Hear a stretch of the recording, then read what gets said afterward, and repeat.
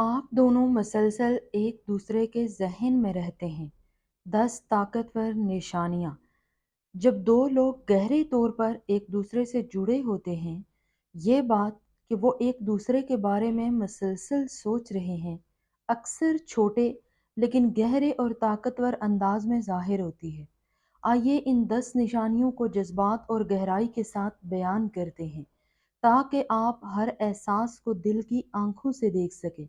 हर निशानी में छुपा एक खास पैगाम होता है, जो अक्सर हम महसूस तो करते हैं मगर समझ नहीं पाते। पहली निशानी एक ही वक्त पर पैगाम या कॉल आना। ये वो लम्हा होता है जब आपके दिल में ख्याल आता है, काश मैं उससे बात कर सकूं, और अचानक फ़ोन पर उनका पैगाम आ जाता है। ये सिर्फ इत्तेफाक नहीं बल्कि ये इस बात का सबूत है कि आप दोनों के दिल एक दूसरे से बातें कर रहे होते हैं। ऐसे लम्हे में इंसान को एहसास होता है कि वो अकेला नहीं है, कोई है जो दिल की बात सुन रहा है, फासले, वक्त और जगह से आज़ाद होकर। दूसरी निशानी, ख्वाबों में बार बार नजर आना। जब कोई शख्स बार बार ख्वाबों में आए तो समझ लीजिए वो सिर्फ जहन में नहीं, रूह में उतर चुका होता है। ऐसे ख्वाब अक्सर खामोश पैगाम लाते हैं, जैसे वो आपसे कुछ कहना चाहते हैं या आपको अपनी मौजूदगी का एहसास दिलाना चाहते हैं। ये ताल्लुक सिर्फ दुनियावी नहीं होता, ये रूहानी बंधन की गहराई जाहिर करता है। तीसरी निशानी, अचानक मिजाज का बदल जाना। आप हंस रहे थे, दिल खुश था, लेकिन अचानक दिल बोझल हो गया, या अचानक एक सुकून सा उतर आया बगैर किसी वजह के। ये अक्सर उस वक्त होता है जब जिस शख्स से आप जुड़े हैं उसके दिल में कुछ चल रहा होता है, और वो तवानाई आप तक पहुंचती है। यही तो है एक नादीदा रिश्ता जो जज्बात को बगैर अल्फाज के बांट लेता है। चौथी निशानी, किसी बात का पहले से अंदाजा हो जाना। कभी दिल कहता है आज कुछ ठीक नहीं, और फिर पता चलता है कि वो शख्स किसी मुश्किल से गुजर रहा था। ये दिल की जुबान है जो खामोशी में सब कुछ सुन लेती है। ऐसा तब होता है जब आप किसी के साथ दिल की डोर से बंधे हों।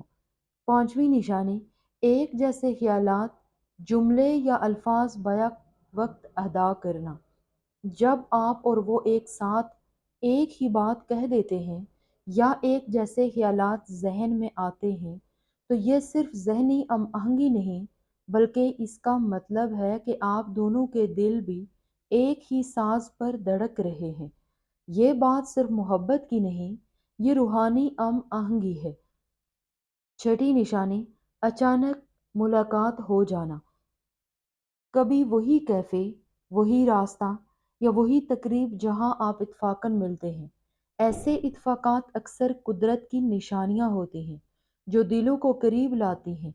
कभी कभी कायनात खुद चाहती है कि दो लोग मिलें, और बार बार रास्ते यूं ही कटते रहते हैं। सातवीं निशानी, दूर होकर भी उनकी मौजूदगी महसूस करना। कभी किसी खुशबू से उनकी याद आ जाए, या अचानक लगे जैसे वो आपके आसपास हैं।